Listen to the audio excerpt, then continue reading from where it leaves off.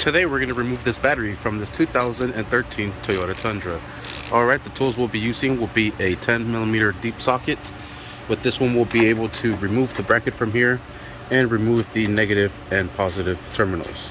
So we'll start off with the negative terminal first.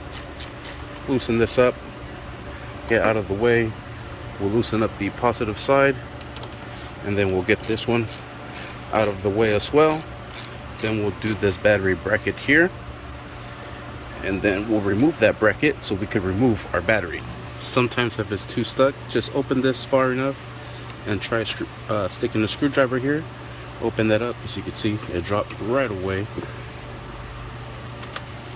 and now we'll be able to walk that out of there. And let's remove these two 10mm nuts, and we'll just back these out. Alright, and you don't actually have to remove them, you could actually just remove it far enough, and we should be able to unhook it from the bottom. If not, just take it off all the way. Alright, and there's that bracket, and let's remove the battery.